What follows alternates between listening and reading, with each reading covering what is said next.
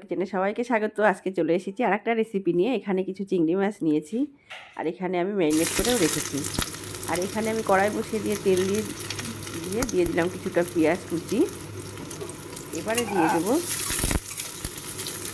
কিছুটা আমি আদা গ্রেট করে রেখেছি। এবারে দিয়ে দেবো আদা গ্রেট করে রেখেছি সেটা দিয়ে দেবো। পেঁয়াজটা লাল লাল হওয়া পর্যন্ত আমি ভেজে নেব খুব সুন্দর করে। এবারে দিয়ে দিলাম গ্রেট করে রাখা আদা কুচি। এবারে দিয়ে দেবো কাঁচা লঙ্কা কুচি, দিয়ে দিলাম লঙ্কা কুচি, দিয়ে সুন্দর করে লাল লাল করে ভেজে নেব। তোমরা দেখতে থাকো পুরো রেসিপিটা আমার সঙ্গে।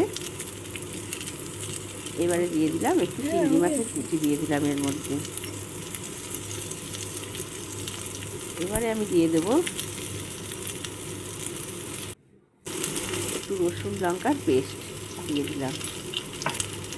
পরিমাণ মতন দিয়ে দিলাম হলুদ, পরিমাণ মতন দিয়ে দিলাম লবণ, দিয়ে আবারও সুন্দর করে নেড়ে চেড়ে কষিয়ে নেব। এবারে আমি একটা আলু এখানে গ্রেট করে দিচ্ছি, তোমরা দেখতেই পাচ্ছ।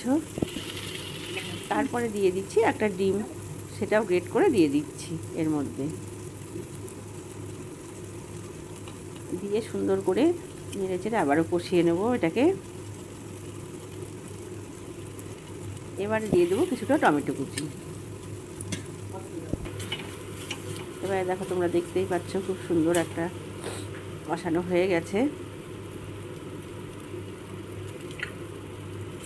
এবার আমি এখানে দিয়ে দিলাম একটু চাট মশলা, এটা দারুণ একটা টেস্ট আসবে।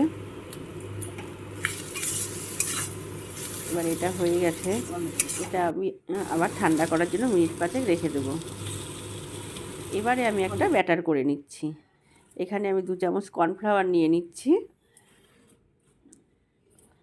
স্বাদ অনুযায়ী দিয়ে দিলাম একটু লবণ, সামান্য পরিমাণে একটু হলুদ, আর দিয়ে দেবো এখানে একটু গোলমরিচের গুঁড়ো, দিয়ে সুন্দর একটা ব্যাটার করে নেব।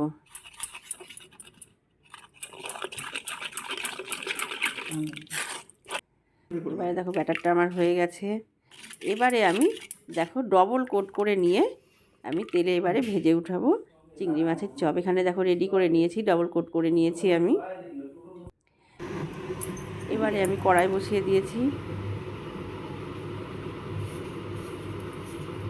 দিয়ে আমি একে একে লাল লাল করে ভেজে তুলে নেব।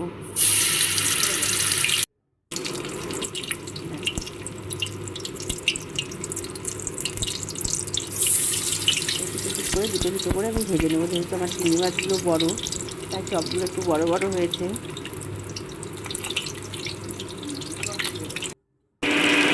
হালকা ব্রাউন কালার হয়ে এসেছে, এবারে আমি তুলে নেব। আমার এই রেসিপিটা তোমাদের কেমন লাগলো অবশ্যই কমেন্ট করে জানিও। যারা আমার চ্যানেলটা নতুন দেখছো সাবস্ক্রাইব করো, শেয়ার করো, সঙ্গে থেকো, পাশে থেকো। আমি এবার দুটো দুটো করে দেখো ভেজে নিচ্ছি, নিয়ে তারপরে ফিরে আসছি তোমাদের সঙ্গে।